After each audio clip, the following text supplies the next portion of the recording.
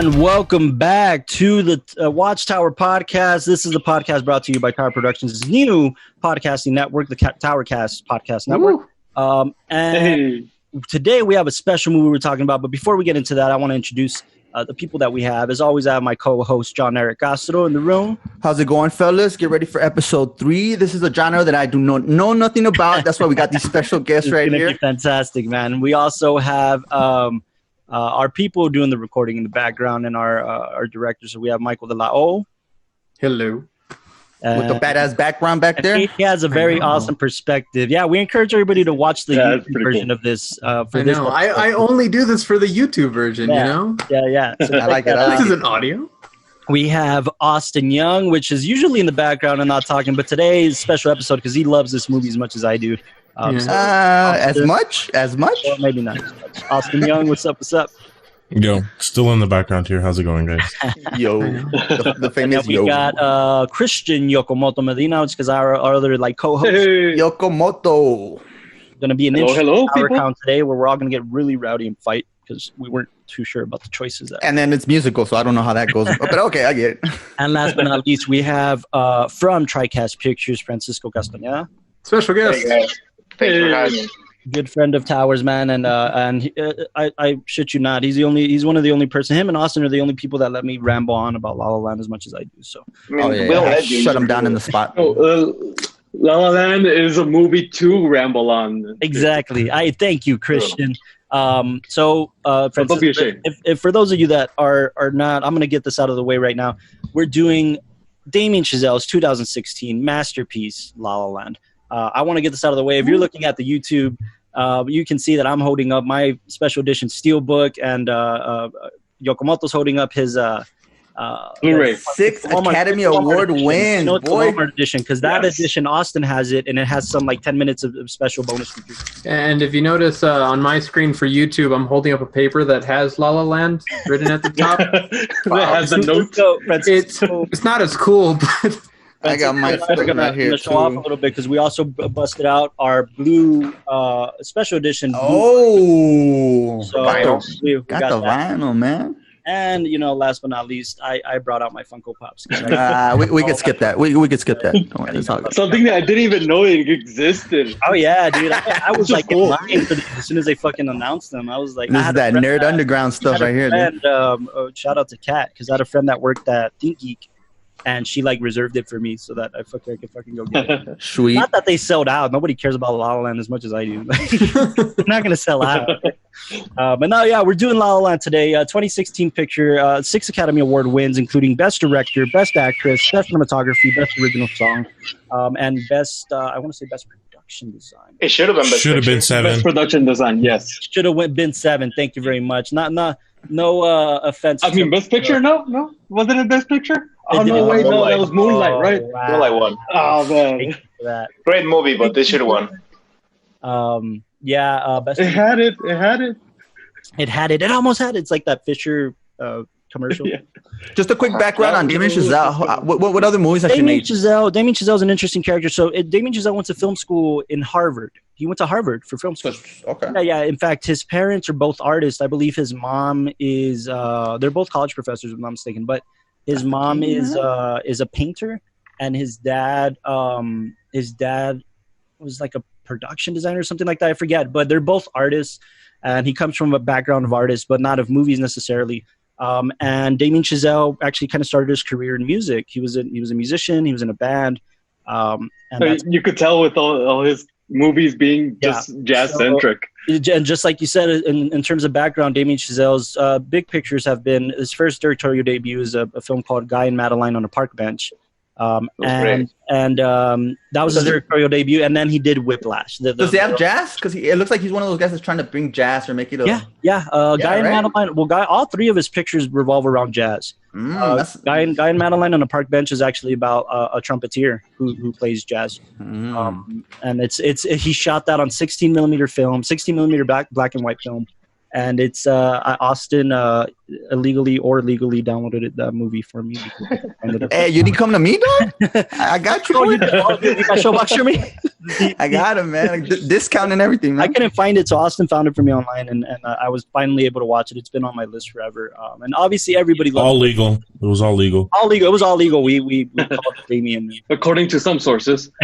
No, but Whiplash. Everybody loves Whiplash. Everybody knows and loves Whiplash. It is actually I my love the favorite short. movie of all time at this point. Right. Yoko favorite film of all time. I think we should have it in an episode. We should tackle that at that. Well, J.K. That Simmons would be comes out in nice. this one too, so that's beautiful. J.K. Simmons. Well, he kind of did Chazelle a favor. It's more like a nod. He fires the guy. More of a nod, exactly. Yeah. But La La Land is a film that changed my life entirely as a filmmaker and as a film lover, and I'm really excited to talk about this film in this episode. I want to tell the story of the first time I saw it because I think it's just hilarious and super over exaggerated what I did. Extremely super the whole night. But so my fiance and I, Sandra and I, have a tradition. Every Christmas day, we go to the movies all day. That's what we do. It's been our tradition since we started dating. No wonder you wifed her up, dude. Exactly. So for Christmas Eve, we'll spend it with the family. Christmas Day is just our day where we go to the movies all day.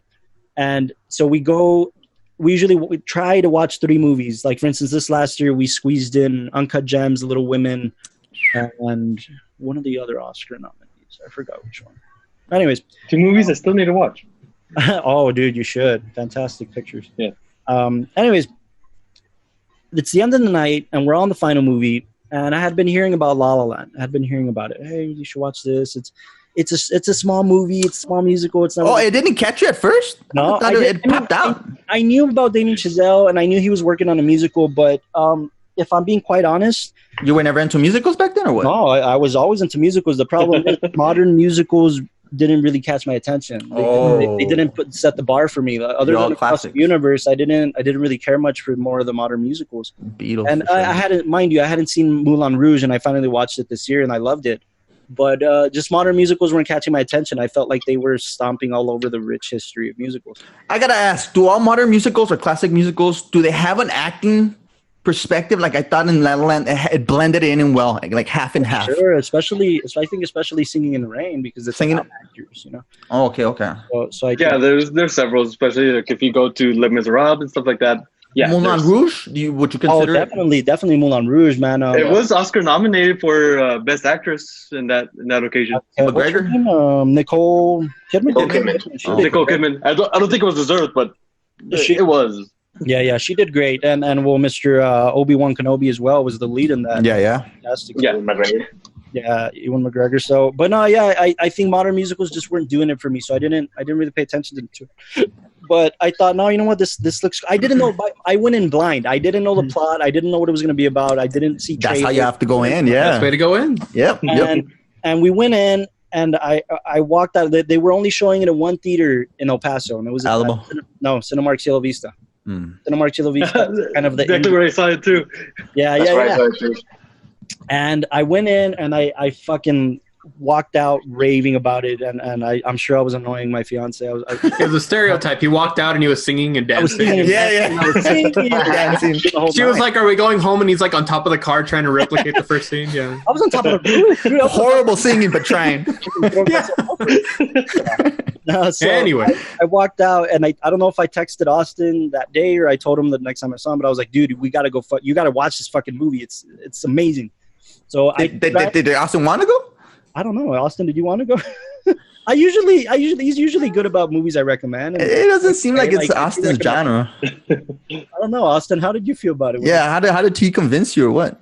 If you want, we can kick him from the podcast just for right now, and you could tell us, and then Yeah. No, just as usual. Like, hey, dude, you got to check this film out. It's amazing. And then I remember one day, this is when I You used didn't to work. hesitate? I No, I mean- hesitated for like a hot second, dude. I usually don't disappoint, right, with my movie recommendations. No, and the thing is, what I like to do whenever it's something that somebody recommends to me, I like to go in completely blind. Like, I don't even look the movie up or anything. So, like, okay. But I remember at the time I was working late shifts. So I was working from like 4 p.m. to like 1 a.m. So he calls me at like 9 in the morning. And I wake up all tired. He's like, hey, what are you doing right now? I was like, trying to sleep. What do you mean? He's like, meet me at Tel Vista at 11. We're going to go watch a movie. I was like, Bring the stuff. Bring the stuff. So he made me go before I went into work one day, and yeah, dude, it's an amazing film. I'm probably gonna watch it after we're done recording. Dude, I just saw it right now, man. That ending gets me every fucking time, dude. Because it's one of those endings. Well, but anyway, yeah. Of it too. I tell Austin, dude, we got to bring Eric, our cinematographer, right? We got to fucking bring him. He's gonna love it. The cinematography. Eric, mind you, Eric loves like horror films and action sci-fi shit. So I was like, let's just bring him for the cinematography. And we watched it, and then I was like, yo, we got to tell Castro. We got to fuck. So Castro went with us, and hesitant. But then they had to buy me popcorn and a small drink, and I was like, all right, I'm game. Yeah, I think we did. I'm game. Let's go. So what did you think, Castro? Like, it's a good prenup. What was your thing, bro? I don't know if you guys remember, dude. I was just quiet the whole film, and we went to the restroom at the end, and I was like, dude, I hate it. I dislike musicals, but wow, I didn't know too. Like Ryan Gosling, I don't think he knows how to sing. Would you guys consider it? Because I heard that he was compared to Hugh Jackman in the Greatest Showman. And, well, yeah, they're very different there. Yeah, that probably was better. But I was just like, dude, you pulled it off. And then especially when I heard about that scene in the observatory where they only shot it in 2 days. Oh, in the Griffith Park, yeah. The Griffith Park, my bad. Griffith Park, yeah.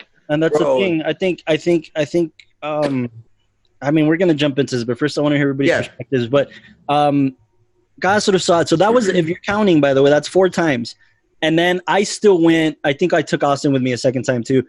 7. I watched the movie in theaters 7 times. I'm not even bullshitting. I watched it in theaters 7 times. I've never done that with a movie to this day. Parasite, I think I watched 2 or 3 times, but I haven't gone as far as to watch a movie 7 times in the theaters. So it honestly, if I could, I would have done the same thing. Yeah. The first time I saw it, it was just they weren't doing, like, they showed, this was December, Christmas, right? So they weren't. A lot of people didn't know about it, and it didn't get a huge release either, like at least in El Paso. Really? So I think once it took a while, its initial run, the Oscars were in February, so after its initial run, we didn't really get much of it anymore. So I was lucky. I guess I caught it in its early run. I don't know. Yeah, what was so lucky about this movie is that it just did kind of like the Oscar campaign run for a while. Mm-hmm. But then the movie stayed on because the box office was actually pretty momentum. Like, it had a good momentum.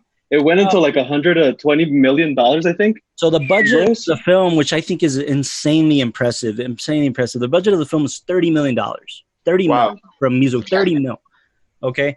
And it made a total at the box office. It made $446.1 million. Oh, yeah, it was way more than that. 400 mil.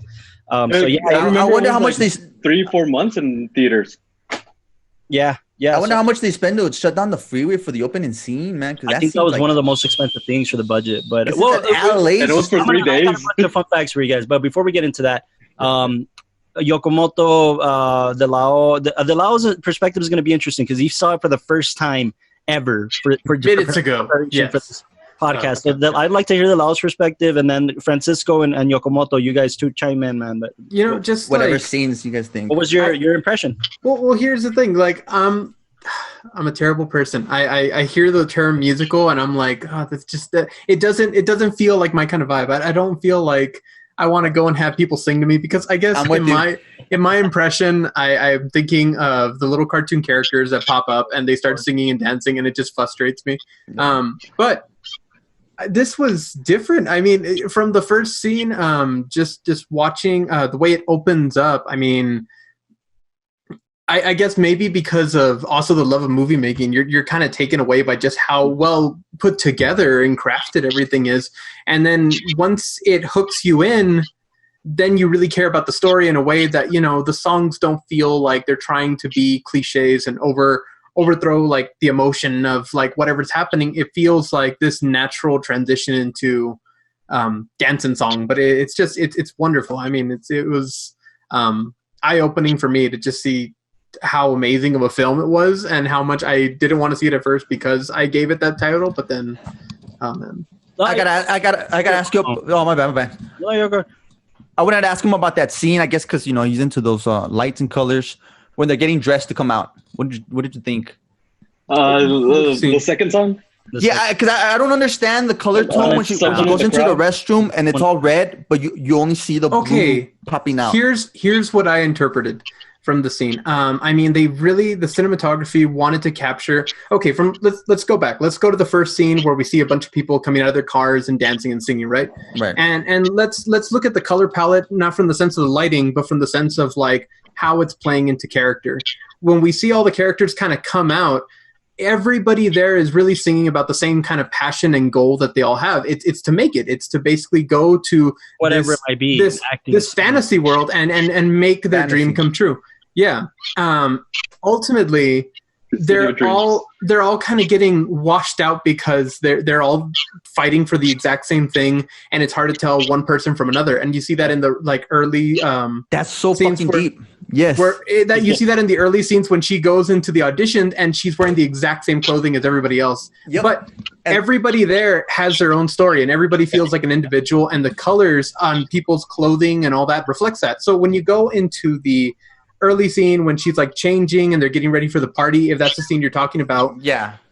I think every color has a meaning for sure. Every person there is going, but not for somebody else. They're all going because they have their own intention, their own dream, their own thing that they're chasing.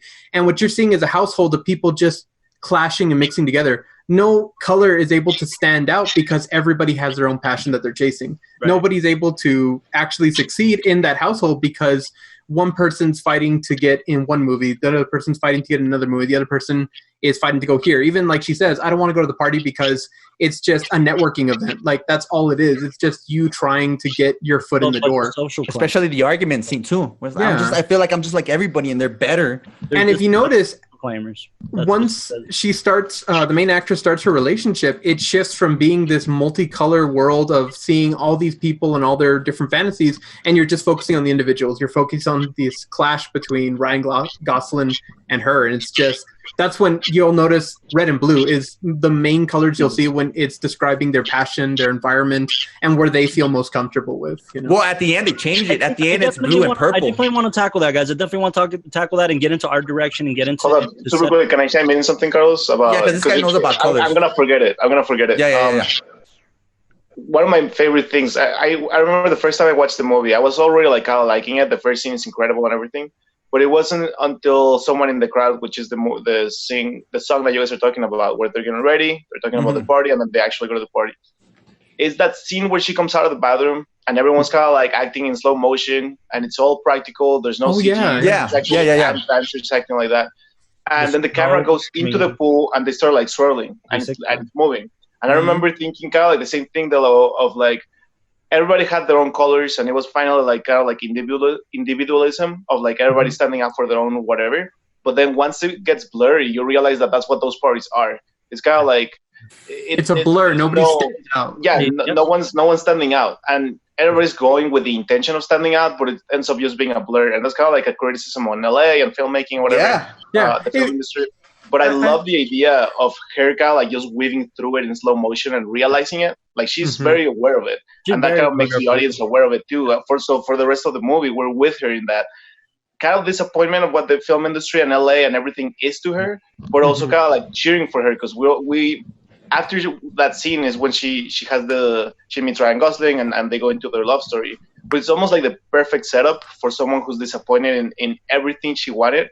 And the right now, tell of somebody going to LA and realizing what LA really is. Yes, exactly. Yep. And to me, that scene is when it grabbed me, and I was like, "Fuck, I love this movie." And I personally, I saw it 4 times in movie theaters. I love this movie. I've seen it like 10 times probably by now. And there's always something that you pick up every single time you watch it again. And that's something that I love about movies, when like it's not a superficial like, oh, it's good, but I think I got it from the second watch. To me, this reminds me of Parasite, and it's funny that you brought it up, Carlos, because like the reason I went to see it so much is because every single time I was getting something new, and the cinematography for me, I'm a big visual guy, and the color schemes for every single scene, for me, I found like a different meaning every single time, and that's the beautiful part of it, because the people who are visual, that's why I wanted Lau to see it, and anybody who's like Eric, cinematographer, I wanted people to see it that visually love movies. But however, for me, that's not what captured me initially. What captured me was the dialogue and the transition into song. And right. the dialogue's not forced. It's not cheesy. It could be. Musicals are very good at that's what I thought. You know, I felt like it could have been cheesy. Every moment could have been. Yes. Even the opening scene, I thought it was kind of cheesy. And I love it got me. Because I did want to talk about that. And Yokomoto, I'm not forgetting about you. I want to hear your perspective, but give me a second. I'm phased out. I'm glad you brought it up. I'm glad you brought it up, Dalal, because that's everybody's perspective on musicals in today's society. It's Disney, and I'm gonna see Ratatouille dancing around and singing a song, and it's not. And that's not the point. By the way, Ratatouille's not a musical. I just brought it up. Yeah, I was like, what? But Paris. That's everybody's perspective on musicals, and ever since I was exposed to Across the Universe, I knew musicals could be so much more than people are giving them credit to be.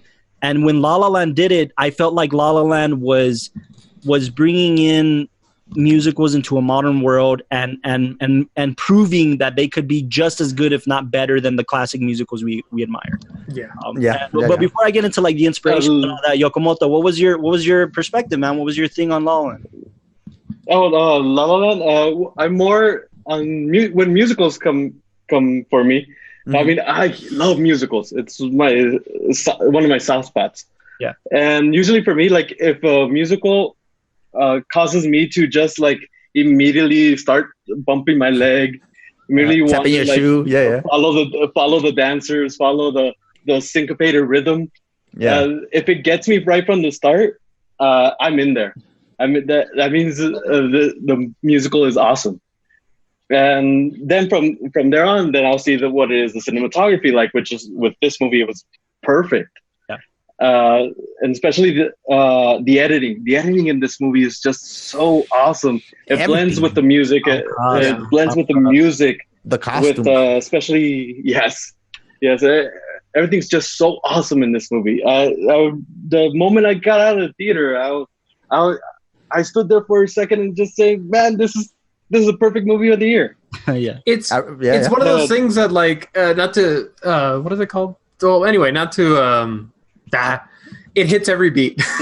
It hits every beat. It hits every beat because I noticed myself like watching it and I was trying to really think like, well, from a cinematography perspective, like I was thinking I'm gonna fucking tear it apart so I can tell Carlos that he shouldn't have. No, he's looking. I was thinking I want to come in, at least for the podcast, I want to come in with a good like cinematography perspective. You know, really appreciate that part of the art form, but I noticed myself glancing at, you know, the writing and the set design and the numbers. I mean, everything was just. If you focused on any individual part, you would realize that it was perfect in every way. And I mean, there was no like cracks or falters. It's not like, oh, it was good, but then, you know, we don't focus on the writing or we don't focus on maybe that song, you know, it's one of those things like, I mean, as a filmmaker, I oddly enough, I identify with Mia's character the most. And I love that Mia is the type of person who she wants to be an actress and she's pursuing that, but she works on the Warner Brothers lot. Pouring coffee, you know, that barista in the Warner Brothers lot, but just so she could be surrounded by this stuff. And that's me, you know, like me too, dude. I do that, you know, just to be around the stuff I love. And she talks about Casablanca, which is another one of my favorite films of all time. And how, I mean, kind of my introduction to Tower Productions as well. Right? Yeah. I mean, it's just amazing. I identify with her character the most in terms of beats and in terms of feeling what an artist feels and what they go through. And dude, when he's outside with the honking scene, dude, when she finally breaks down, like, what if I'm not good enough? Yeah. You know, I've done millions of auditions and it's always the same thing. I go outside and there's billions of girls who are prettier than me. Yeah. Every artist thinks that, dude. Every fucking artist thinks that. When she's like, I'm terrified. I was like, why the fuck are you terrified? Certainly. And you know, Linus Sandgren needs to get a little more credit, man. Linus Sandgren is fantastic. He's, if I'm not mistaken, you'll know more about this, Francisco, than I do. I think he works with Denis Villeneuve, quite repetitive. David O. Russell, when he's done Denis Villeneuve films. And he did this one, and I think just Linus Sandgren his cinematography was unmatched, man. Well, it's so good. Here's a general question. Here's a general question for all you guys. What about why musicals? What? Why that genre for the film? No. I don't think all you guys started in this film industry because of musicals. I don't think so. Definitely not. Well, here's the thing. I know at least for Francisco and myself, we're musicians. Yeah. You know what I'm saying? So that's part of it for me. Is I know exactly. I love music too. being a musician, you kind of like Damien Chazelle. He's a musician, and that's part of the reason why he loves musicals and fell in love with musicals. And Justin Hurwitz, just a kind of a quick story about him and Justin Hurwitz's history. Justin Hurwitz is the composer of the film. Mm-hmm. He wrote all the music, and him and Damien Chazelle started writing this movie before Whiplash was even conceived. Okay, Damien Chazelle and Justin Hurwitz met in college, met at Harvard. And they were in a band together. Damien was the drummer and Justin Hurwitz was the piano player. And they bonded over old musicals like Singing in the Rain, Umbrellas of Cherbourg, The Young Girls of Rochefort. They bonded over these musicals, and they fell in love with cinema. And naturally so, Damien wanted to be a writer-director. He started writing a musical, and Justin was writing the music as they were writing the script. So once they finished the script, they moved to Hollywood. And both of them were getting work. Here's the funny part about all this, by the way. Justin Hurwitz is a writer for The Simpsons. The composer of La La Land is a writer for The Simpsons. Okay, that's kind of how he kind of got his bearings in Hollywood. Mm-hmm. Damien Chazelle was doing rewrites that he's not proud of. Yeah, it's like a script doctor, right? Yeah, he was a script doctor for like. He did one for the Grand Piano, which is actually a good movie. Okay, yeah. No, he did a couple of dramas that were good, but mostly he was script doctoring like shitty, low-budget horror films. So that's kind of how he got into Hollywood. So when he started pitching La La Land, nobody wanted it. Nobody's like, we're not going to spend this. Especially because of the highway scene. It's a musical. We're not going to make money out of this. Nobody watches musicals nowadays, right? Exactly. That's what I was thinking. Unless it's a jukebox musical, like Christian was pointing out. Jukebox musicals, they have a built-in audience because it's music that people already know and love. Right, Original musicals don't get the bad rap because people don't know that music, right? So it's rare. It's rare when they stand out. Exactly. So he was like, well, you know what? I guess I got to write something else in the meantime. He wrote Whiplash, and he started pitching that around. It was a Whiplash, if I'm not mistaken. I'll look it up right now. It was like a $1 million budget. Yeah, it was something like that. And I think it was 3, but yeah, it's but that's not a musical, right? That wouldn't be. Well, no, but in the sense of it being an indie that gets made.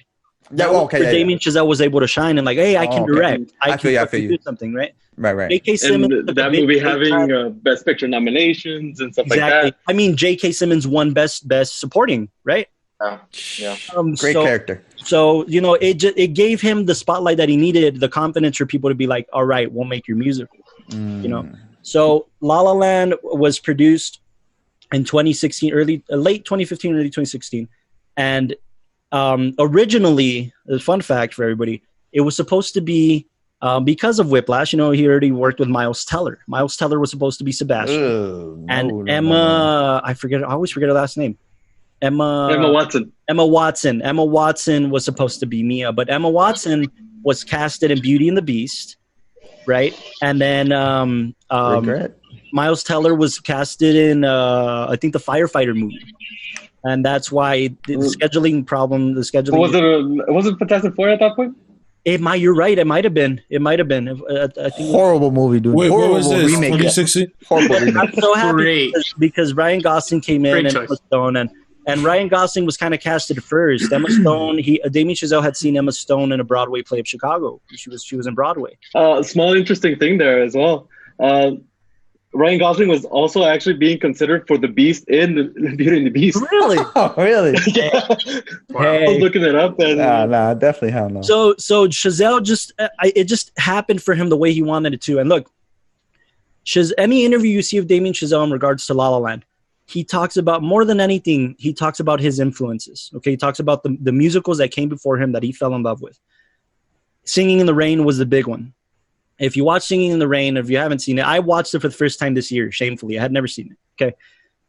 Singing in the Rain, it's about actors. It's about actors in Hollywood, and a guy is married to, just like classic Hollywood contracts, you're married to the actress you don't want to be married to back in the day, right? Right. It's just publicity.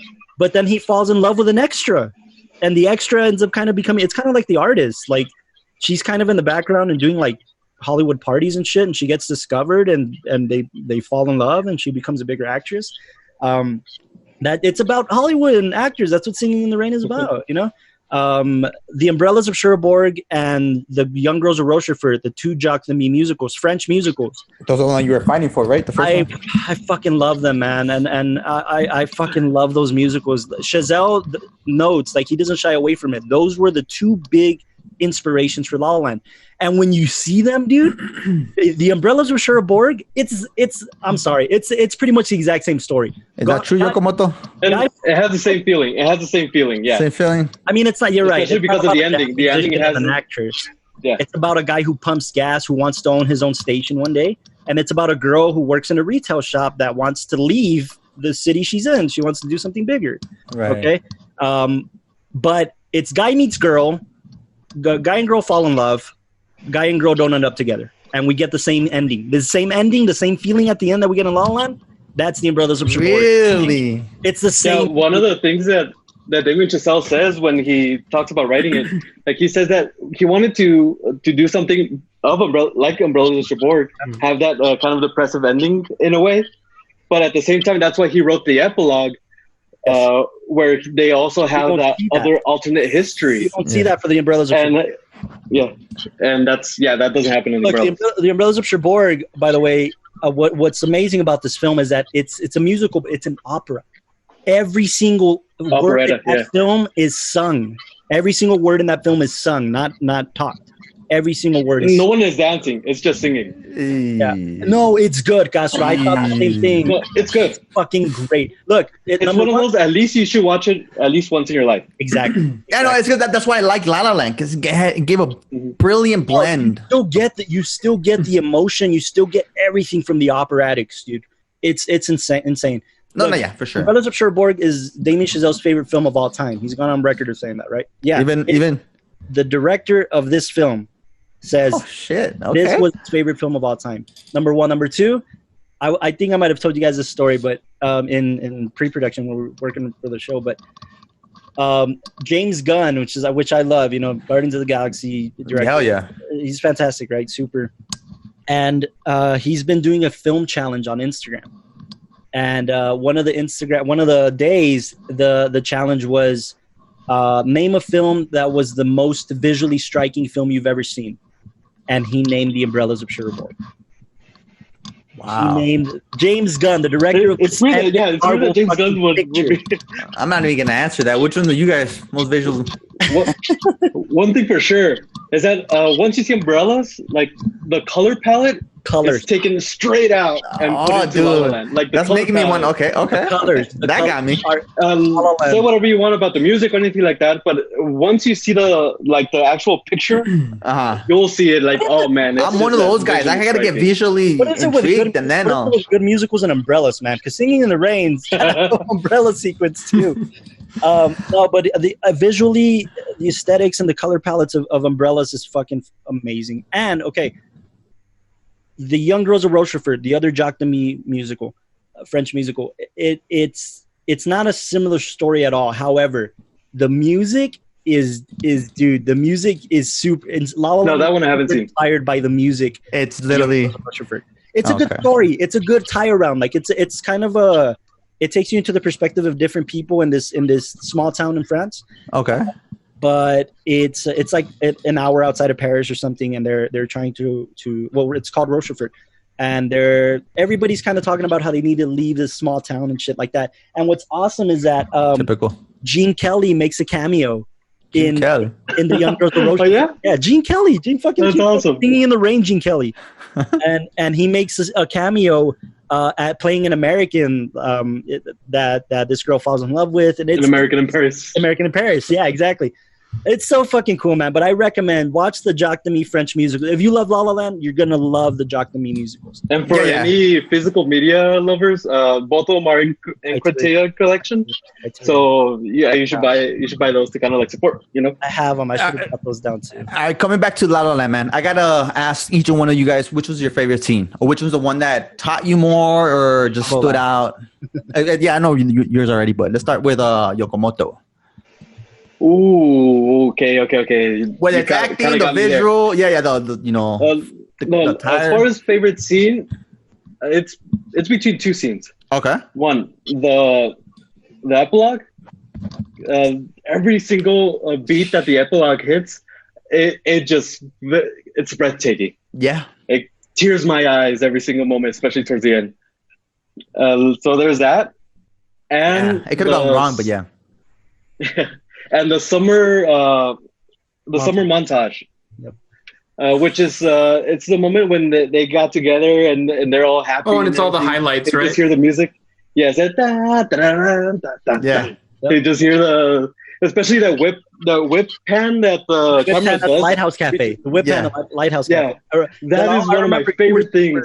You were super impressed of that moment, the whip pan, where we saw the camera go whip pan from Mia to Sebastian in the Lighthouse Cafe. I know that was a big moment for you. Yeah. I just love Emma Stone in that. It's just so cute. Yeah, she's dancing. She's doing the thing. I love it. All right, who's next? Francisco. Well, I already said mine, which was someone in the crowd, but I'll give you another answer. Okay. Yeah. For me, dude, I don't know what it is about it, but I love bookending movies. So like the beginning and the ending, having some sort of connection and being super strong, right? And this movie has it. And all musicals usually have like a big number at the beginning, big number at the end. And that's just kind of like the structure because of Broadway and the way they used to structure those. But in this movie, dude, it's so brilliant because it starts with a big musical number, like in the freeway, and they close it, and it's incredible, right? But it's kind of like this very like group performance. It's a lot of people doing a lot of things, a lot of dancing, and it's not about standing out. It's about just the kind of like setting you up on this like fairy tale world, right? Right. The ending of this movie is also incredible because it's personalized. It's about these two people that kind of like found their dream, found their thing, and they can be together. And that last look of them just looking at each other and it's like, okay, we respect each other. We went through this, but we have our own thing. To me, those two heartbreaking, perfectly booked a musical. That to me is the movie right there. I gotta ask you two things about that scene. Yeah. When he smiled and she didn't. She did. She did smile. She smiled, but not the way that Ryan did the smirk. Mm-hmm. The smirk. Right. That, and what do you guys think of the purple and blue? Like the actual color palette?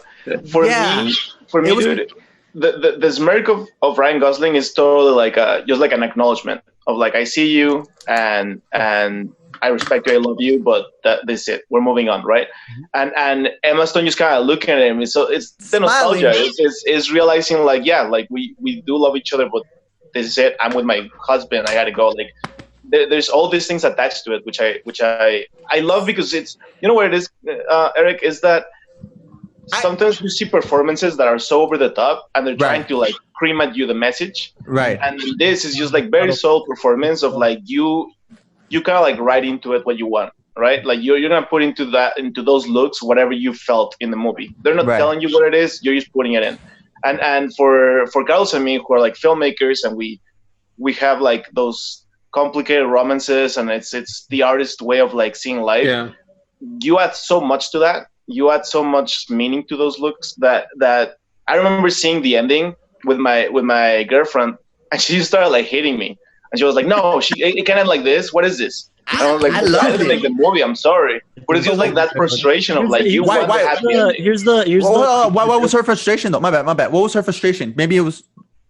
Well, for her, she's not used to, or she wasn't used to when we first saw it. She wasn't used to movies not having a happy ending. She was used to blockbusters just giving it to you. That's the beauty of it.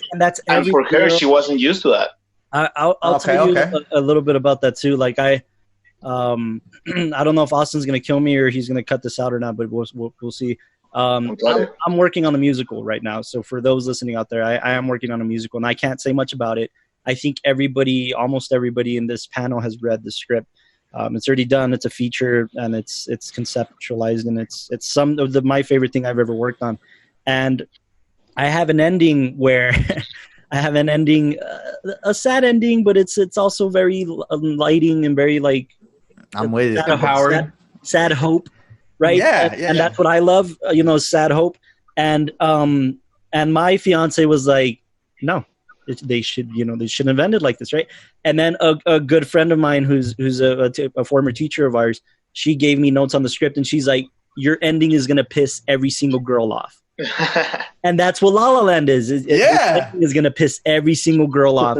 And that's, as a filmmaker, you love doing that to people, but as a film watcher, you hate receiving that. And that's always been my thing. Do you hate receiving it, Carlos? Because here's my thing. My favorite movie of all time is probably Inception.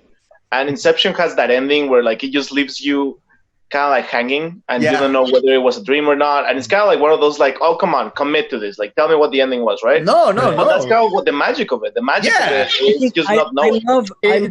I love when movies do that, but when the audience is able to put in their own perspective. And that's why I love that era.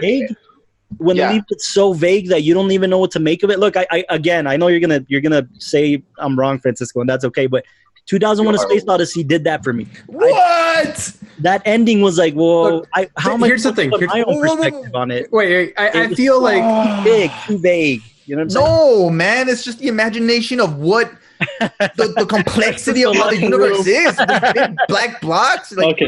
no. Here's the thing. I feel like there's some endings He is never that going leave you. to come back again. Completely disagree. No, Okay, go.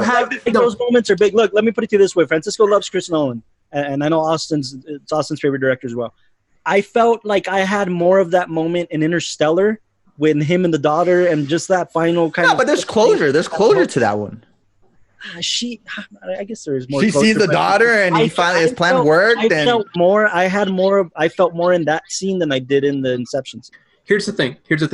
I feel like there are movie endings that, leave you hanging, and some of them will leave you hanging to the point that you are very ready to just go and rewatch the entire film so you can have your own definition on what happens. And there are other ones that you just feel like, well, I guess I just finished that, whatever that was. And this you're was so right, Delo, and I feel like that has completely to do with your own personal connection to the movie. So by the time you get to the ending, if you connected with it in any way, you're gonna want to rewatch it. You're gonna want to. You guys know what my philosophy in cinema is. My philosophy in cinema is, whether you're a filmmaker or a film lover, make sure that the movie makes you feel something, whatever that might be. If a movie makes you feel something, if a movie makes me feel something, you got me. Whatever it is, if it's hate, if it's joy, if it's pain, if it's love, and Turn the Sunshine of the Spotless Mind, dude. You've succeeded for me. And you guys know this. In terms of what's funny. I didn't shy away from that. I used the La La Land ending. I kept calling it the La La Land. After you know what, I finished. You just told me to improv that scene, dude. You know what? I finished it, and then I immediately wanted to scream at you and be like, "You just ripped La La Land. That's all you did. You just said, how can we turn this into an El Paso comedy?" And then that's what you did. I was so highly inspired, and my fiance tells me all the time, like, okay, let it go. Like, La La Land was good. It's a good movie. Move on. And I'm like, no, it's always gonna have a special place in my heart. Yeah, it's something to be obsessed about. It's a good film. About the ending, because we're talking about the ending. That ending to me made me feel it. I felt it. I felt Sebastian. I felt Me too. And that's what I was going after. And you know what's funny? I wanted Castro's character. I wanted Val's character. I wanted the audience to feel that, that sad hope. And I'm happy that I ripped it off the law. I'm not shying away from that at all. Just a little anecdote that I had with somebody talk about the ending. I barely realized that right now. She didn't like the ending of the movie, and she is a theater nerd, and she loves especially classic movies and all that stuff. So I asked her if she had watched Casablanca. She said yes. Mm-hmm. I told her, well, the ending is Casablanca. It's the exact same ending. Exactly. Yeah, especially because they reference it throughout the movie. Right. And that moment that they have at the end, the smiles, is their way of saying we'll always have Paris. Boom, boom, beautiful. It kills me, man. We'll always have Paris. Look, kills me, man. And here's the thing, Chazelle. That's why I said I don't shy away from taking that moment, that ending. Not only Casablanca has it. The end of Umbrellas of Cherbourg is the exact same ending. Really? They don't end up together. She is married and has kids with another dude. Pero do they have that? Do they have that last encounter? Yes. I know you guys probably won't watch it. Look, the film was made in the 1960s. If there's spoilers, there's spoilers. Okay, so watch it. But, yeah. But the ending, he finally gets his own gas station and car shop, his service shop. And she puts gas on her way home. And she has her daughter in the room. And they talked about having a daughter together. And she had the daughter, you know what I'm saying, with another guy. That's beautiful. And they do look at each other like she's pumping gas outside and he's inside, and they see each other. They have that moment. Well, he immediately tell her to get the hell away. Right. Here's a left field for me that you guys know I'm gonna throw a left field. It kind of has the same thing as that butterfly effect ending. I know. Like what if? Yeah, when they walk across each other. I know what you mean, though. I know what with you mean. me, I was like, I would try it again. Like if I was Ryan Gosling, I would have been like. I love it. No, that's the beauty of it. It doesn't happen. It doesn't. It leaves you. I've analyzed this ending very much, and look, I'm on the same boat as Yokomoto. My favorite scene from the film is the epilogue. Yeah. And there's a difference between scenes and moments, and that's my favorite scene. My favorite moment is the ending, is the look. Right? Yeah. So the look, I've analyzed this look a lot, and the truth of the matter is, Sebastian and Mia, they weren't supposed to end up together. What? No, hear me out. No, they both. Yeah. What? Hear me out. Sebastian wouldn't have been able to hack her movie star lifestyle. Okay. They do that in the argument scene where he has to go back on the road. You have to, exactly. He was doing it on tour, and that's what kind of messed them up, right? Is, well, I'm going to be doing this for the rest of my life, right? This is what you wanted for me. Which is a typical live lesson where it's like, you guys have both ambitions. Both artists. Yeah. Exactly. But I think Sebastian loves the culture of what jazz represents, which is a culture of music and showmanship that doesn't exist anymore. And because she was going to be surrounded by paparazzi, she was going to be living the big Hollywood star lifestyle. That's not in his wheelhouse. Sebastian is more of a kind of like, I love the low lit club. Exactly. The basement club. But isn't that the whole meaning of the word love, or the meaning of love? Sure. I can get a dictionary. Meanings of love is different. Sure. No. But there's a lot of people that just for the love of it, they'll put everything aside and be like, love is not No, for sure. Not sacrifice, it's compromise. No, but there's some people that just go sacrifice. It's compromise. Well, I mean, and here's the thing too. I think that for two, correct me if I'm wrong. Maybe you guys have other perspectives. There's very rare, in my opinion, from what I've seen, there's very rare. Like there can't be two stars in one home. Like when you see marriages in Hollywood that don't make it, and you don't have to wonder why. Because you know what I'm saying? Because they're off shooting a movie for 6 months, and the other one's off doing another thing, and both getting attention. Exactly, which is the. And this is what I love about this. There's a line in the film, and it's probably my favorite line in the film. That's LA. They worship everything and they value nothing. And what I love about that line is it's which was improvised, by the way. Yes, it was improvised. It was Ryan Gosling. Let me tell you what happened. Ryan Gosling is married to Eva Mendes, right? Which he's hitting that? Oh yeah, that Mexican little heavy hitter. I love how he just Gosling, he can hit anything he wants. He just smiles. He just gives that look. He can do whatever he wants. Don't you love that Castro's the one that can turn like, oh, let's talk about the definition of love to he hit that, like. No, and also Carlos is bringing up this beautiful, insightful point. And then Eric just keeps hitting that. No, but they're married, right? By the way, if you haven't seen The Place Beyond the Pines, my gosh. Oh yeah. Oh dude. So good. My God. So that's where they Bradley Cooper and him are just. So they're married, and she actually told him that line joking around one day, like, that's LA. They worship everything, but value nothing. And that's why he brought that line into the movie. She said that. That was Eva Mendes' line, and he thought it was a good line, and he brought it into the movie. That's it's pretty cool. It's pretty unique. But I think she soon came and now they're divorced. I get it. I think it's a commentary on the industry. I think it's a commentary on not just LA, but the industry as a whole. Like when you have two people who love each other that way, and I know it sucks to say this because we're all filmmakers and we're, most of us are in a relationship and I'm engaged and shit, but sometimes it's a matter of like, I love the fact that I met Sandra and Francisco and Delao. I'm sure you guys feel the same way in Yokomoto. I love the fact that I met my fiance before I ever did anything big in the industry. I feel like that's gonna keep me leveled. You know, I'm not marrying some big. She's the star of my heart. You listening to this? Babe? You're the star of my heart. Man, hey, let's keep it to the WatchTower, man. Let's bring it back. Bring it back. Reel it back. Because you're gonna show this to her. I do want to talk about that because that's what me and Sebastian's relationship is, right? Like, I feel like people who are married before, or they don't marry like a big star, they don't marry somebody who's in directly. Oh, I see where you're going with it. Yeah. They have a really successful marriage, you know, and they're level-headed more than two stars living in a house together. I just think that it's I feel like they're both people who before when they met each other, they were at the peak of not their success but their passion. And, you know, each one is chasing that dream that they have. And, I mean, they're chasing it wholeheartedly and fully, and they're trying to find, like, they're each climbing a mountain, two separate mountains, and they're trying to find a foothold wherever they can. And they intersect, and, you know, they find a passion with each other, but then they realize that they have passions that are still going elsewhere, you know? Here's the crazy part, guys. There's a line in Whiplash. There's a moment in Whiplash where Miles Teller breaks up with his girlfriend. And he says, let's go watch. What does he tell her? What does he tell her?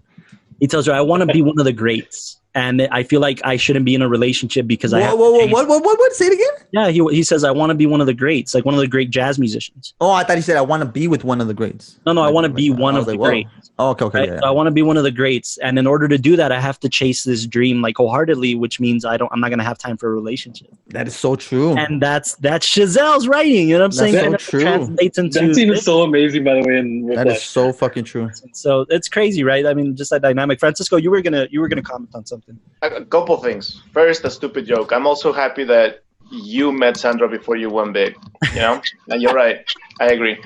The thing is, I went to watch La La Land the first time I ever saw it with a girl, and it was so funny because like there's a lot of tension in that movie, especially when they go to see a movie.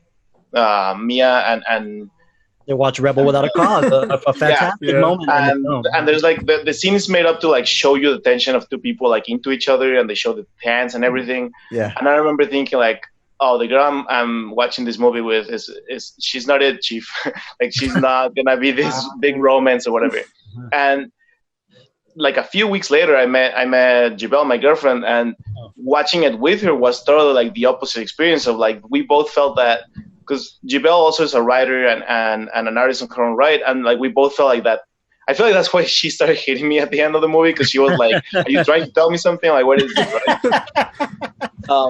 But I know what you mean, Carlos, and I agree. But what I love about it is that I love when you see movies and you can almost see like the director's like words, his heart, showing you his life, showing you his perspective on life, right? And the guy is a young guy who doesn't have a relationship and who's like making it big in Hollywood. I'm talking about Damien Chazelle right now. And it's almost like he's projecting, you know, like I can't be in a relationship. I can't have this big love because I'm in this. I'm doing this. Okay. Here's the crazy question about Chazelle, man. Chazelle is the youngest director to win an Academy Award. Yes. And it's insane. 32 years. Yeah, so that's what he's saying. Yeah. And so like for me, it's almost a warning, but it's also some sort of like thing about himself where he's like, don't fall in love, don't go there because right now you can't. Hey, bro, that's like a life lesson for sure. Because right, if you're really passionate about something, that's gonna be a little roadblock. You know what I'm saying? Right. Because the Whiplash, she kind of tends to have that thing. So that's true.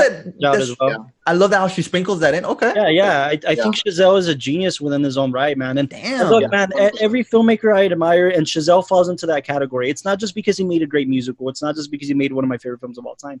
But Chazelle, this is why I and I know everybody in this room feels the same way. Everybody here is a filmmaker and well in their own rights. And I love the filmmakers I admire the most are the cinephiles. Okay, the ones that honor and respect the work that came before them, and they hold it to a high regard. And Chazelle does that, man. Chazelle is able to sprinkle those moments in that what made him feel something to know how to make other people feel something in cinema. Right. And I think that's the greatness about Chazelle. That's the greatness about Scorsese, Tarantino, the Nolans. They are cinephiles. Huh? M. Night, yeah. They are cinephiles. They watch movies. They love movies. And I think that's you can see that very clearly in La La Land. And Yoko, I know you kind of love musicals as much as I do, so I think you can agree with me that you see the sprinkling. I'm so weird, man. Like, I love Hollywood so much. Like, not the idea of Hollywood. I love the history and the history of cinema so much that when I see Hollywood on the screen and they do it right, I can't help but just tip my hat to them because I love it. I love seeing that on screen and like the film. You're not one of those guys that stands up and applauds at the end, right? Please don't, dude. Not the director's gonna come out through the back, dog. None of that shit's gonna happen. Sí, un aplauso y medio si quieres, dude. Un aplauso y medio, whatever. Screening. It's a slow clap, and it's like the sequel to Avengers. Dude, I really want to spit on everybody, man. Throw my drink at everybody. As big as this film was, man, this film started really small. And it went into it premiered at Toronto International Film Festival. That's where this film premiered. Yeah, right. Yeah. It did a film festival circuit. You know what I'm saying? And you know, what do you mean? Like you saying like it had to do that, or it was just it had to? But that was the way they wanted to premiere the film. Oh, okay, yeah. That was its Oscar campaign. You know what I'm saying? Yeah. And it was a film about film. It was a film about for filmmakers, for artists, and I feel like film festivals are a perfect way to like showcase that because like, look, most people love this movie that I know. Most people like at least this movie, right? But it hits on a different way for an artist. Like it definitely hits super close to home because it's something that you're kind of living through. Yeah. Damien Chazelle speaks to all of us in a way. In Whiplash is probably my most influential movie I've ever seen. Like that movie changed me forever. And it's a lot of those dialogues where it's about you're trying to become something. You're trying to become a great in the arts, which is also brings like all this subjectivity to it, which is so difficult to deal with. Look at the contrast, man. Chazelle in Whiplash he knew he made a horror movie. He knew he was getting a horror movie. He knew he was getting an R rating. He knew he could cuss. He knew he could let it out. He knew he could have him go as dark and twisted as J.K. Simmons could go. Yeah. And La La Land makes you feel good. It's fairy tale, feel good.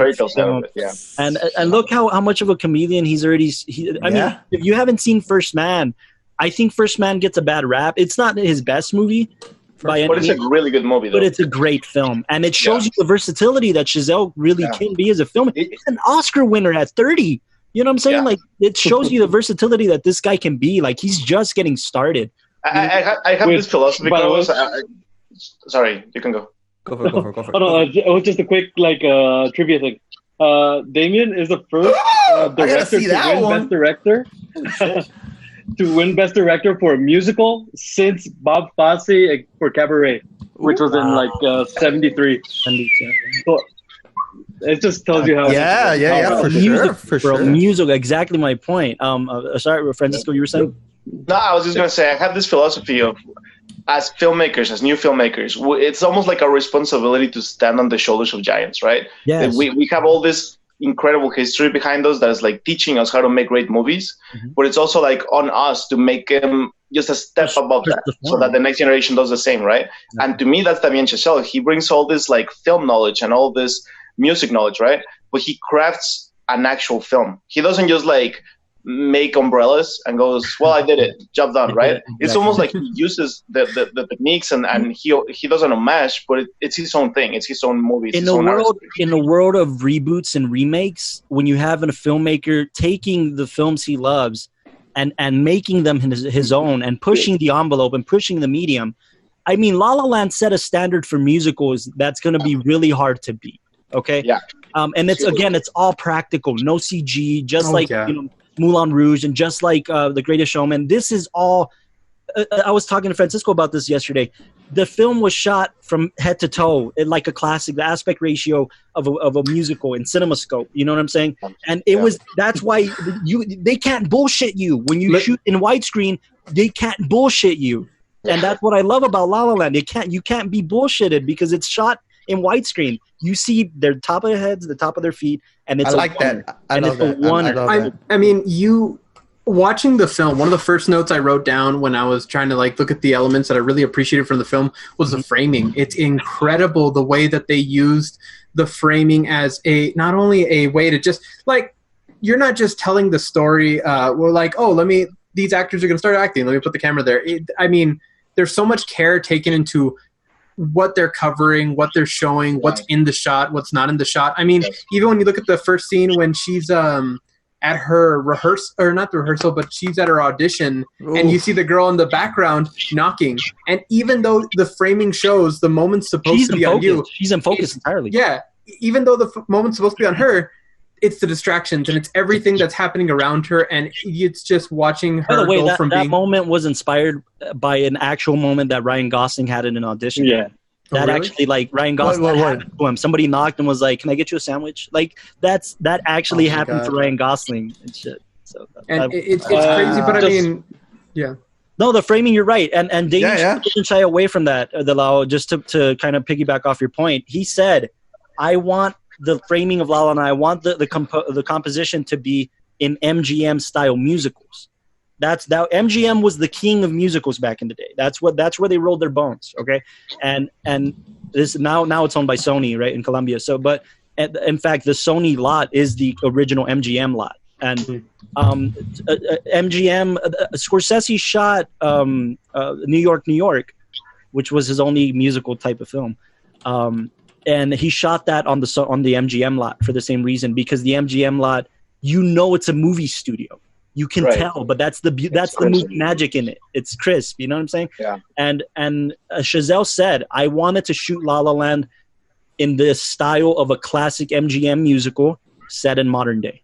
That was his whole argument. So the framing, the composition, the lighting, the color palettes, it was all inspired by Singing in the Rain. And we'll talk about that dancing, man. That framing is just super important moment. I don't know much about framing, but damn, sure. I love that white screen. So the Griffith Park. Is that a? Oh, sorry, Yoko. No. Yeah, go for it. No, is that a? We're already kind of like in an hour, so I just wanted to put at least a final thought in. And one thing that we haven't talked about as much is both actors. Like, they put a lot into this, and just the cuteness of them, knowing how, especially learning how to dance, learning how to pull off these choreographies, which for me, that I've been on this dancing background for like a long ass while. Oh, really? It was just beautiful watching them, especially in that planetarium scene, seeing them dance that way through the skyline. It was just. So that's the crazy part. Yoko, I'm super glad you brought that up, Yoko, because what happened is Ryan Gosling and Emma Stone learned how to ballroom dance, learned how to play the piano from scratch. Yeah, he knew a little bit, but he had to learn the songs from the. No, dude, he didn't know a lick. I heard him in an interview that he kind of learned how to do a tune, but he literally had to learn. Chopsticks or something, right? Like, yeah. He learned from scratch. I mean, they both took vocal lessons. And it's funny because somebody who shall remain nameless, who's a really good singer and has like been on singing shows and shit. She was like, you know what? I love La La Land, but they should have chosen somebody who knew how to sing, because I don't think Emma Stone knows how to sing. No, they did pretty good. They did fantastic. I heard that they were giving a little bit on Ryan Gosling. Yeah. But look, the Ryan Gosling's do all that. Important moments, just to show you just their showmanship and how they really prepared for this film. Yes, Ryan Gosling, all the scenes where you see him playing the piano, they had the first day where they were shooting a piano scene, they had a hand double on standby, so that if Ryan couldn't pull it off, the hand double could come in, and we know all about that, right? But depth of field, exactly, right? We did that. We used a hand double, fat hands, but we is not good. but Ryan Gosling, the first take, he showed that he proved that he could play every note. Yeah. Most of those performances were live. Okay, the final scene, the audition scene with Mia. Justin Hurwitz was playing the piano in another room, and she had an earpiece in her, hiding behind her hair in her ear. Right. And she was singing live. I just want to point out how important these moments are, because most of the time when it comes to musicals, music videos, everything we know, it's playback, it's lip syncing. Yeah. This film, it's not. It's all live for the most part. But how do you think that did that with outside noise, ambient noise? Like, wouldn't it be, especially since they had like 2 hours, no? It's kind of like what they did with the Les Miserables, the recent version. They did it exactly the same way. They just like fixed the sets in a certain way. It kind of like not only that, but like that's incredible, dude. Most of them are live, but for instance, I do to kind of wrap up the discussion, I do want to talk about the Griffith Park scene. because it's probably the most impressive scene in terms of musical, in terms of making a musical. Visual, everything, dude. So for those of you that are listening in, you know, in LA, they have a time in the morning, 4 or 5 a.m. in the morning.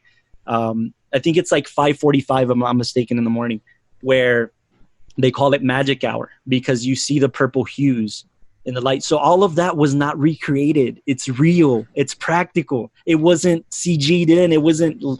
Do you think that? Do you honestly think that? No, I do. You see the behind the scenes, and the cameras off to the side are shooting. Oh, really? And then you see the...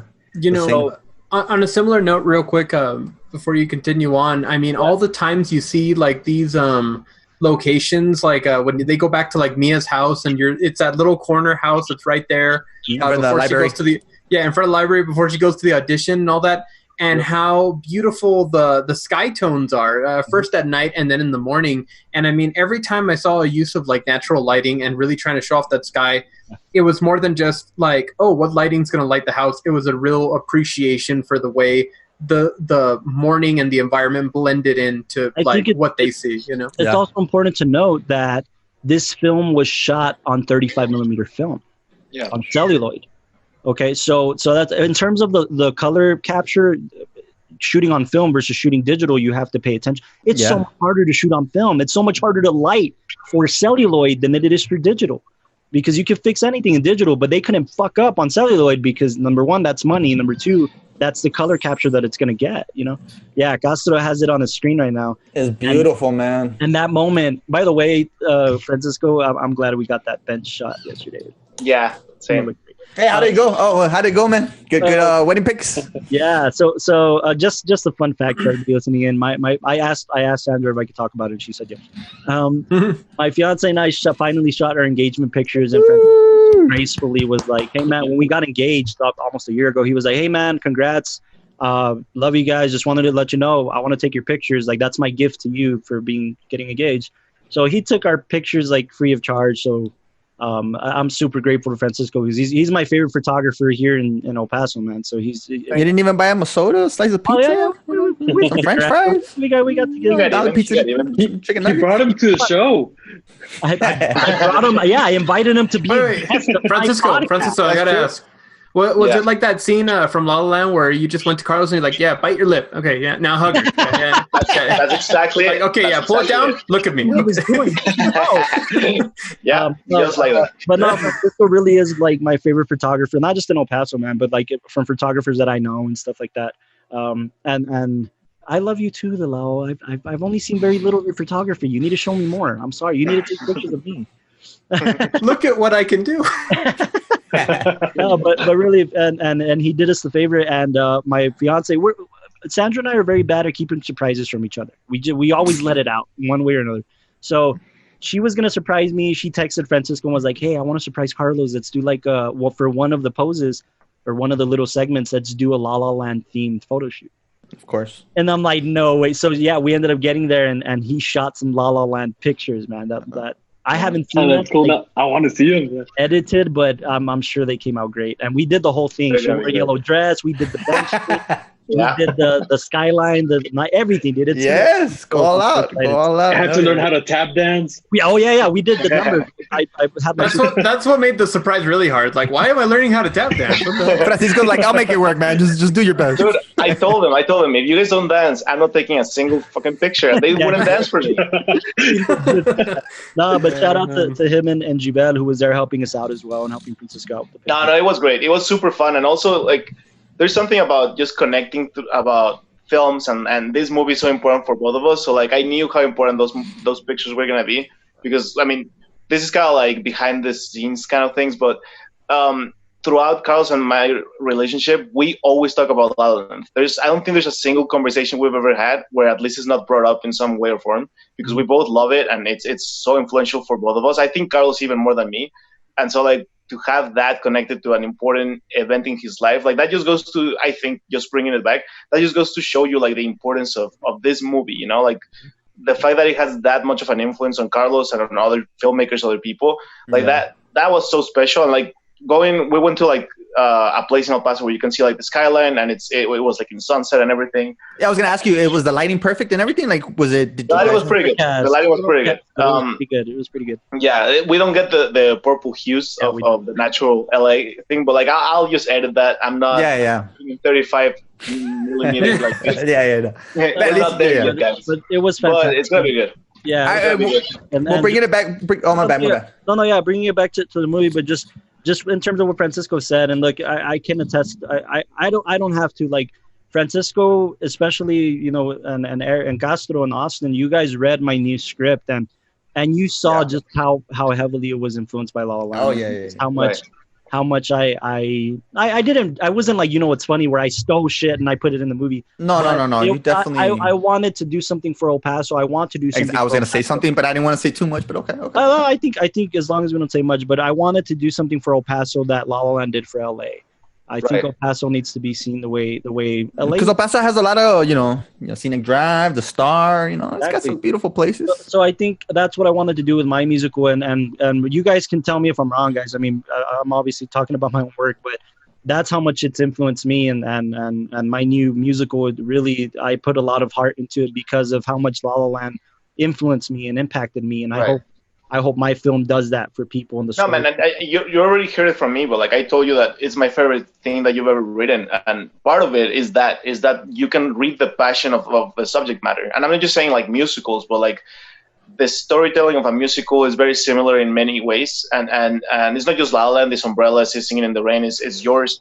Yeah. There's a few plot points that are always going to be the same in a musical that I can tell that you loved, and I could tell that you connect with. And super quick, I just want to bring it up because I don't know why it just like made like a click in my head. Eric asked me about the purple hues, right, in the last scene. Mm-hmm. And I remember thinking about this for the longest time, and I kind of like just put it together, where a lot of the magical scenes in La La Land are with that purple hue. Unlike from blue to purple, right? Oh, with the sunset, okay, I see where you're going. Ryan Gosling sings. It's like you're transported to a different world when these. That's part of the fairy tale thing, right? And I was actually going to bring it up because it's tied to this. Something that I love about this movie is actually the establishing shots, which I usually hate in movies because usually it's just like, here's the house, here's the building. You hate that? Okay, whatever. Yeah, I usually hate them because they're uninspired. I feel like it's just like a shot for context sake. And in this movie, they do them so well because it's part of the storytelling. It's part of the world building, right? Mm-hmm. Right. Every single shot, even if it's just a little building, has those purple hues, has the neon lights, has like that like thing that's creating like some sort of idea that LA is something different. At least LA in La La Land, can be seen through the scope of like it's a fairy tale land, right? Mm-hmm. And it kind of culminates in that epilogue where everything is in purple. They're dancing in France, and everything has those color hues because it's almost like the ultimate version of this fairy tale that they made up for themselves, right? What I love is that you see that when there's colors and when there's these purple hues or even green tones, and when there's these colors that aren't normally found in like the world. That is the moments when you see them living their dream and them feeling like they're getting a little bit closer to something that it's like satisfying their fantasy. Yeah. And every time you see the colors look like, I guess you could call them movie colors, where it's just very natural. It looks the way like the normal everyday looks. That's when they're kind of snap back into that conflict that, well, look at the elements of reality. Like the first time we're introduced to Ryan Gosling's character in his home, it's not with all these fancy colors and lights. It's with him just there with the natural light that's coming through so he could save money for electricity and trying to say like, well, I'll get my bills when I get my bills and all that. Yeah. And even, I'm sorry. Set design. No, I was going to your point, the set design and Justin, forget about everything else. Justin Sebastian's apartment. It's white. It's bland. There's no color. There's nothing until Mia comes. Nothing's hanging the walls. Nothing. Yeah. Yes. Mia comes into his life, and then there's finally color in his life. Oh my God, that's so deep, man. It's just so. Any other like final thoughts before we move on to? I just wanted to kind of I just like this film so much more. Hearing your guys' fucking insight, it's incredible how detailed this thing is, man. No, just kind of as a fun fact, I really do just want to kind of bang this point across for the Griffith Park scene. They had a 30-minute window. They have 2 days. A 30-minute window from like 5:30 a.m. to 6 a.m. to shoot this scene. So they did 2 takes per day. As an aspiring actor, that is insane. They did per day, and everything's a wonder. Everything is one shot. Okay, so if they messed up even for a second, it was back to one. Okay, so they had 30 minutes. Okay, so this is what's so impressive about shooting practical, full frame musicals, widescreen musicals. They ended up using the second take of the second day. Oh, okay. The second take of the second day. That's the take. Better rehearse. Yeah, I get it. Well, of course they had to rehearse, and of course they had their time to rehearse. But I mean, they went off the first one, and that's the second one. Immensely impressive. If you watch it, you can actually see a little, I thought it was fun. You'll notice that there's a tracking shot, which you can tell that it was probably handheld, and they probably used like a steady cam or steady rig or something like that. It was actually a techno frame. Well, here's what happened. No, here's what happened. You can tell that there was something beforehand because they're following them. They're tracking them through, and they're not yet in the location that they're going to be. And then there's a tiny little click where you see the camera just shake a tiny bit, and you can tell that's when they loaded onto the techno crane. And I mean, this would have happened to nobody else, but when I saw that moment, I knew, something big's going to happen. Something's going to go down because there's a little click. You could tell that they're like, okay, let's get it on the crane. Let's get ready. But yeah, you could definitely tell that, especially for Wonders, where anything could happen, any mistake could happen. You just got to kind of leave it in. I mean, it's impressive to see what they finally pulled up. About that, Delawa, is when you see old music, when you see classic musicals like Singing in the Rain, or you see, they were also using cranes. Mm-hmm. But what's interesting about those films is whenever there's a camera bump or whenever there's a camera shake, you're much more forgiving because it's like, it was the 60s, it was the 50s. They didn't have the technology we have. But then you see it in La La Land and it's like, oh no, what happened? And then you see what the big moment that's going to be revealed. And it's like, oh, okay, I don't give a shit. Yeah. Good. If anything for me, it was like a preview. It's like, we're just getting ready for something bigger. It's like, oh my God, But just that scene in itself, I think defines the ambition to making a true blue musical. You know what I'm saying? Fucking insane. They only have 30 minutes, man. That's 30 minutes. Crazy, and 2 takes. I'm looking at this shit. 15 minutes a take. 15 minutes a take. By the way, one of my favorite moments. He walks her to the car, and then, do you need a ride to your car? No, I'm parked down. Oh, yeah. Parked in front of the house. That's how much he already was infatuated with her. Oh, it's just such a beautiful moment. It's so good. But final thoughts in terms of. I'm just seeing all these stuff. I love it. It's a film again that we probably don't have time to talk about my whole vacation where I visited a lot of these points, but. We don't have time. So, Yokomoto! No, just that's how much it impacted me, man. I wanted to be enveloped by this film as much as I possibly could, and I'm pretty sure Michael too. No, Michael, you just saw it. Different perspective of musicals, right? Different perspective. I mean, I'll say this much. At least something that I learned from it is when I'm thinking about lighting and composition of scenes and the way that you light for film, there's the first thing you want to kind of learn is how to do it well and how to do it where it looks like, if people saw it, you would think like, oh yeah, they're in a real environment. Like there's lights coming through the window, but that just makes it look like it's morning, or like that just makes it look like it's, daytime, or that makes it look like it's closer to evening, or they're in a home, or it's candle lit. But with this one, I noticed so many elements that were taken from the way you would light for theater. And in my short time helping out with the lighting for theater, you learn that lighting is really used not so much to create emotion all the time, but to help distinguish environments. And in this one, you see that so often, that they use colors and things that aren't really natural, but as a way to kind of define environments, define tones, define maybe moments, shifts. My take on the whole purple that you see at the end is not so much that it's fantasy. Not so much that it's fantasy. But I feel like I noticed that when we first see Mia's character, she's wearing red, and when we first see Ryan Gosling's character, he's wearing blue. And you're seeing at the very end how they blended in and how they were affected. Like now, he's not just blue. And she's not just red. They're both purple because they've affected each other's lives. It's like the definition of bittersweet. Fuck, man. I mean, by the way, I just want to give a quick shout out to the production How do you think designers. About that? They're I have issues. They're a married couple that worked on a ton of Hollywood films, and I think they're the unsung heroes of this film, which is David Wasco and Sandy Reynolds Wasco. David Wasco was the production designer, and his wife Sandy was the set decorator.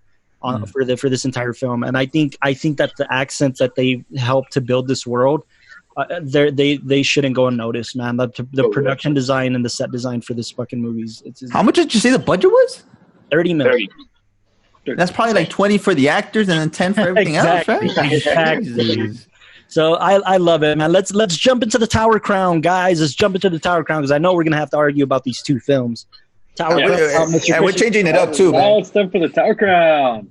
Well, if somebody here doesn't know what the Tower Crown is, Tower Crown is a debate show where the debaters do not always know exactly what they're going to be debating for.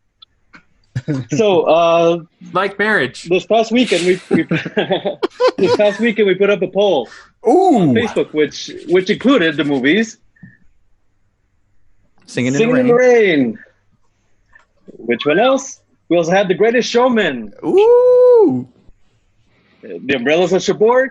I've heard it's good. And Moulin Rouge. Yeah. Started in the 2000s. Y'all voted, and the top two winners of this one was Hugh Jackman. Give it a second. And this is Hugh Jackman. Singing in the Rain and The Greatest Showman. Singing in the Rain. I was disappointed, man. I wanted Umbrellas of Cherbourg to compete against Singing in the Rain. Hey, man, the audience spoke, man. The audience spoke.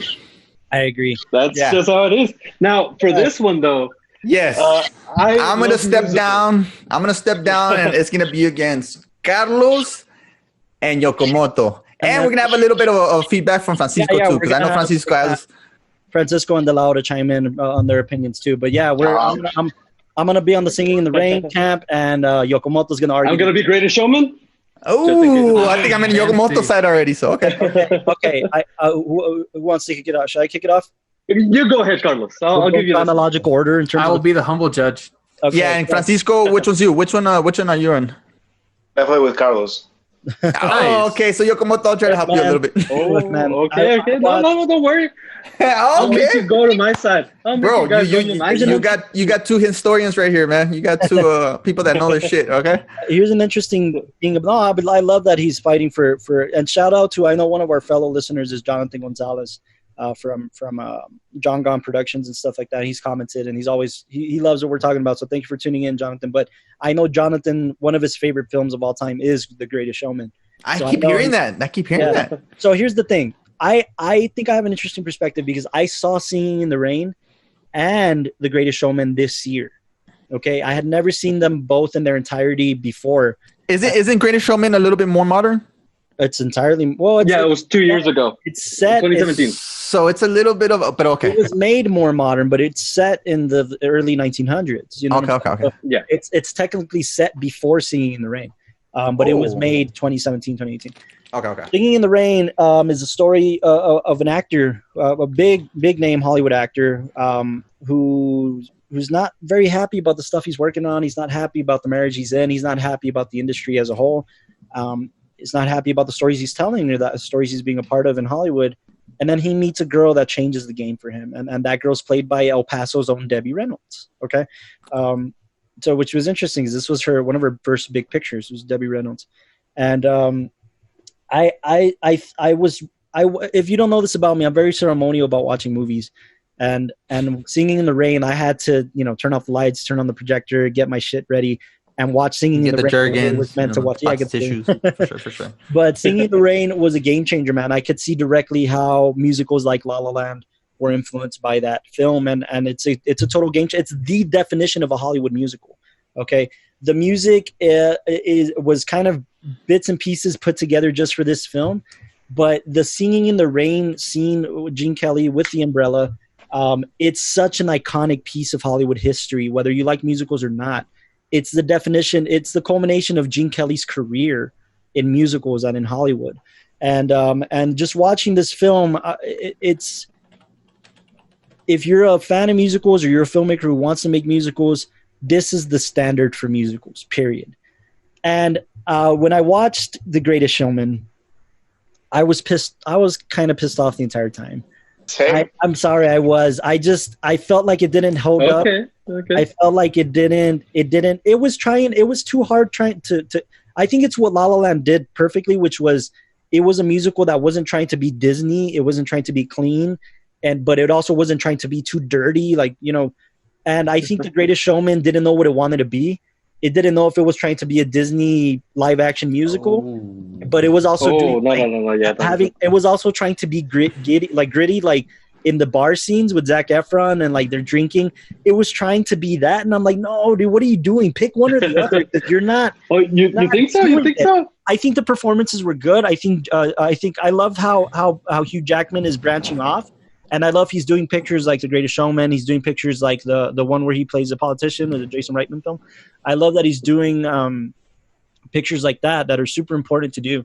And Michelle Williams, I have a special place in my heart for her. I think she's fantastic. I think she's great in everything she does. But just the movie didn't make me feel anything, man. I didn't. Does Singing in the Rain have any awards? Academies? Good question. Yes, it did. It had a couple of awards. Don't remember compared to The Greatest Showman. Compared to The Greatest Showman. Anything other than Greatest Showman was nominated for original song, but didn't win it. Oh, here's the Carlos is in the front seat. Okay. Here's the kicker. I should be biased, right? Because the writers of the songs, the writers of City of Stars from La La Land, are the same lyric writers that wrote for The Greatest Showman, right? So I should be biased, but the songs were good and the music was super inspiring, and it was just cheesy for me, man. It was just cheesy for me. Oh, so if we talk about cheesy, cheesy, Singing in the Rain. What's your argument? What's your argument there, Yoko? I mean, here's the thing. You go back to that movie, and you know what? It defined musicals, especially for an era. And if you want like the epitome of what musicals were in its moment in time, Singing in the Rain. It's true. I'll give you that one. But once you go through the songs, you really, other than Singing in the Rain, that's the only moment. Make them laugh. Make them laugh. Don't you know? Yeah, but I mean, it's more just silly, you know? It's not beautiful singer. But here's the thing, that especially that song, the fashion song, it's just people modeling dresses. Right.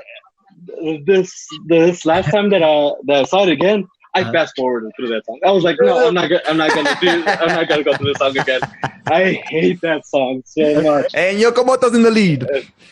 Okay, so what about The Greatest Showman made you feel anything that I didn't feel? No, The Greatest Showman, apart from having Justin Paul as the lyricist, I mean, right from the moment the start, it gives you one of the best hooks of a musical, which is Hugh Jackman right underneath the stage. Which is, if you're watching on YouTube, it's the photo that I put up right here to represent Greatest Showman.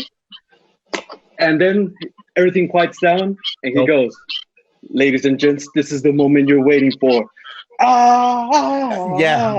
Tell me if that doesn't hook you. And then if you go through every single song, it felt like, for lack of a better word, The Greatest Showman for me felt like it was trying too hard. And then what pissed me off more is that I love Zac Efron. I think he really is coming to his own. I think he's becoming a better actor with each film he does. Yeah. And when I saw him in this, I'm like, what is this? The sequel to High School Musical? Like, what the fuck am I watching? Come on, you can't just encapsulate him with High School Musical, especially.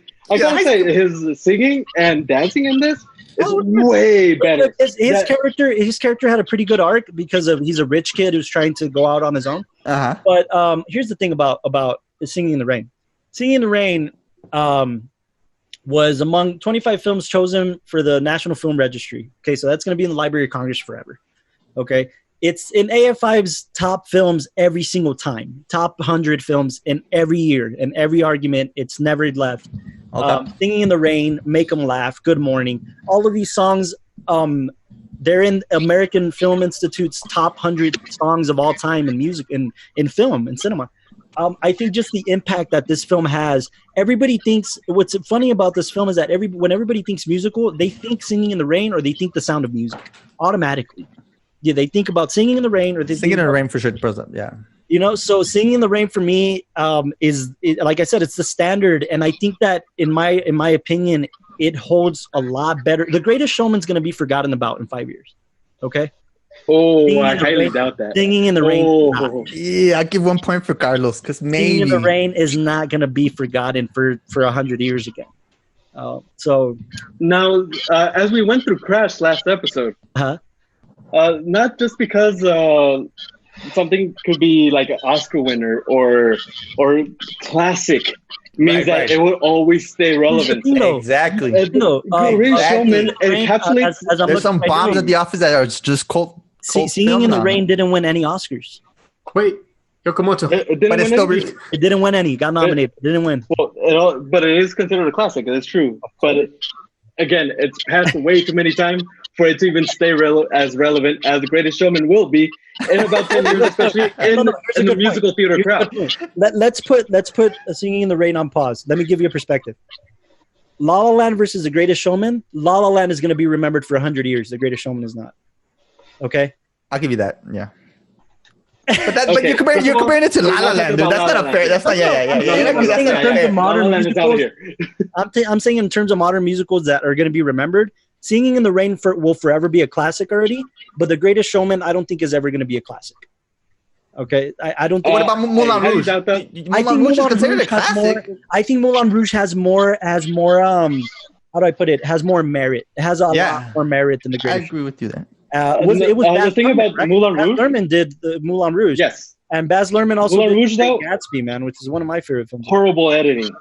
I hated the editing on Moulin Rouge. Because you just don't appreciate the choreography, the music, the sets. Yeah. You can't do it.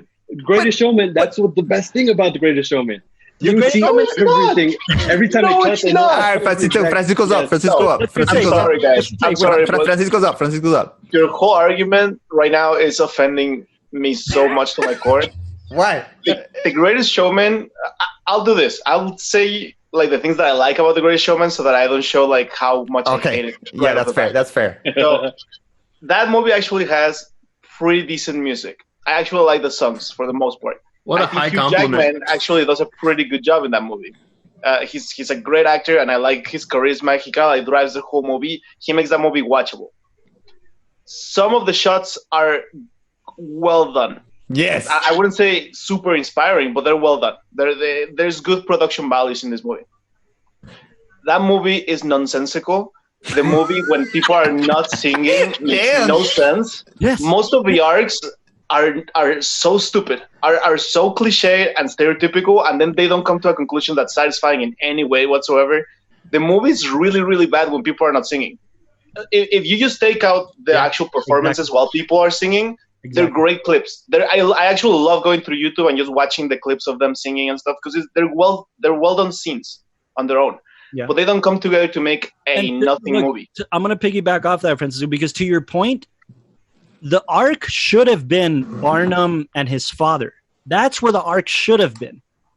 Instead of that being the arc is I'm going to piss off her father and I'm going to be better than her dad. That's the arc of the film, and that's why it makes Barnum look like a petty son of a bitch. When in reality, it should have been, hey, you know what? My father was a hardworking man. I'm going to prove that we don't have to be poor, and I'm going to be better than my childhood. And instead it's like, nah, I'm just going to buy a house next to her parents just to rub it in their fucking noses. You know, so I agree with that. Those arcs aren't there when there's no music, you know? Well, Yokomoto, we're losing, man. We're losing, Yokomoto. And the Greatest Showman, the Rain has magic. What's up? Go for it. With Greatest Showman, actually shows you a flawed character. Because in the end, like, he has this ambition. He has that he wants to create something, but he doesn't know what. But he wants to create something. But the thing is that he is also a flawed person. Right. Especially with the affair going on and everything. He loses track of what he created just to go back and realize, you know what? I created this, but at the same time, I need some time for myself. I need to go with my family. Okay. While Singing in the Rain is just a goody shoes. No. Here's the thing. I'll give you this. I'll give you this about The Greatest Showman. In recent years, we had, in terms of biopics and musicals, we had the Elton John musical / biopic, right? We had the Bohemian Rhapsody film. Oh, I love that one. The Greatest Showman. I think The Greatest Showman is better than Bohemian Rhapsody, but not better than the Elton John movie. I haven't seen Bohemian Rhapsody. I haven't seen Rocket. It's all over the place, dude. It's all over the place. Why? Well, it's because I see it from the actor's perspective, man. I put the Rami Malek is my favorite thing about that movie, but Bryan Singer did not do a very good job directing that movie. In fact, he got fired halfway through. What did he do a good job? He got fired halfway through. What was it? We're not talking about that. We're not talking about that. But in terms of Greatest Showman, I think it has some merit.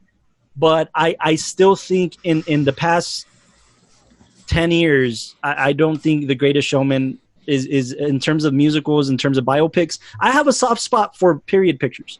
When it comes to biopics, I have a soft spot for period pictures. That's what it is, yeah. But this film didn't make me feel anything for the characters, man. Like, I should have felt something for his daughters. I should have felt something for his wife.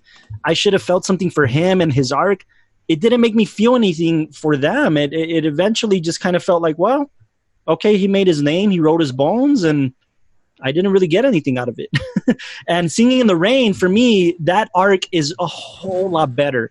Singing in the Rain, for me, Gene Kelly's character goes through a moment of like, I've reached my peak as a performer. I've reached my peak as an actor.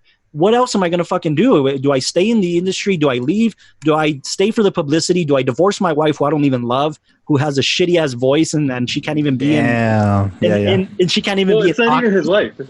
She can't even be in talkies. She has to be in silent pictures. Dude, the transition between silent pictures and talkies. By the way, Damien Chazelle's next film is called Babel, and it's going to be about the transition between silent film and talkies. Oh, that's interesting. And it's going to star Brad Pitt and Emma Stone. So that's just going to be amazing, right? But Singing in the Rain did that. It just did that for me. Singing in the Rain, Demi Reynolds, and then the sidekick, man, like Donald O'Connor. He was just the lightness of the film. Anytime he's in a scene, it makes you feel happy, dude. It makes you feel joy. I didn't feel that in Greatest Showman. Francisco? Any last words, Francisco, before our judge? Yeah, I'll just say this. The Greatest Showman is actually part of what I hate what Hollywood was becoming, I think, which is no filter. Let's just make a lot of music videos, put them together, and that's your movie, guys. That's Batman v Superman stuff. That's just we're gonna craft Moulin Rouge. No, but here's the thing. No. Yes. Moulin Rouge is good art. Moulin Rouge has good art. Let's just craft like a little music video and present it as a film, when film is way more than that. Look, that's the formula. That's why I feel it feels like it's becoming a Disney thing, because Disney was making these nonsensical films for TV, these nonsensical live action musicals for teenagers who don't give a shit about that. Yeah, that's true. I'll give you that. Okay, yeah. So I think that's what The Greatest Showman was kind of almost becoming. Whereas these other films like Moulin Rouge is like the Great Gatsby of musicals. It has a big arc. It's a writer who falls in love with this underground society, and he's a part of them. Just to finish my point, juxtapose that whole idea of cinema as music videos to Singing in the Rain, which actually it's magical cinema. It's just the magic of cinema shown to you. The choreography of everything is so much more, like, there's so much more merit to it, because it's actually telling you a story that's interwoven with what the music is. I feel like Greatest Showman is just, we're going to show off what we can do in this one music video. And then there's like 15 minutes of nonsensical plot and then another cool music video. And it's just choppy. It's just bad. And right now you guys are talking about editing. Who directed The Greatest Showman? Huh? Who directed The Greatest Showman was Michael Gracie. Okay, here's and thank you for that, Francisco. Let me ask you something, Yokomoto, to kind of finish my point. Number one, yes, just the fact here. Not only did Gene Kelly star in this film, he also directed Singing in the Rain. So that's important to me. He was one of the co-directors. Yes. He was one of the he was top billing co-director. Okay, he was one of the. No, actually, director was Stanley Donen. But I'm saying that Gene Kelly's on top of Stanley Donen. Well, regardless, Gene Kelly directed. Gene Kelly directed that. Let me ask you that. This is how I'm going to finish. Pretty much his baby. Yes. Let me ask you this, Yoko. Which film do you think they put more effort in? Oh, that one's even difficult for me. Yeah, because Showman has a lot. Showman has a lot of CG. Maybe the CG artist put a lot. No, there's a lot of work in the camera work and the choreography, especially in the music. But which one do you feel they put more heart in, more effort, more attention to detail? You're on your own, Yokomoto. More consistent. I'm gonna go with Greatest Showman. Wow. Oh, no, sticking to his ground, man. I love it, man. I love it. All right. Nobody can change his tone. Where we at? Where we at? It's already time. Let's go with the impartial John. Eddie Castro. The Empire. Tell us. Castro. Damn, man. Lawan Castro. I'm not into classics, man. But damn, man. They made a good. I'm gonna go on what you're saying. I think The Greatest Showman definitely is a culmination of our times in the sense that it's putting together all the popular things in Hollywood right now, all the things that grab people. The Flash, I think the CG and mixing that in, the CG and mixing that in with the physical talent of musical numbers. But I think when it comes to something that you watch to get inspired, so you can make the next great musical, you're not watching The Greatest Showman. You're going back to the classics, and you're going back to Singing in the Rain. I think you could do both since it's modern and classic. I look here's the thing. But I'm currently working on a musical, and I'm not gonna revisit The Greatest Showman. See, revisit The Greatest Showman for my musical. You're doing yourself a disservice. Now Yokomoto's not gonna watch my musical, man. No, but that's a pretty good way to put it, Carlos. I mean, you're not. That's not gonna inspire you. Go ahead, Castro. What's your winner? What's your take? Well, I think Yokomoto, I love you, right? I love you with half of my heart, right? Okay, why are you saying it like that, though? Damn, they give a pretty good Singing in the Rain, man. I'll give it to Singing in the Rain. Singing in the Rain. Can I go to singing? Yeah. I guess that's the winner.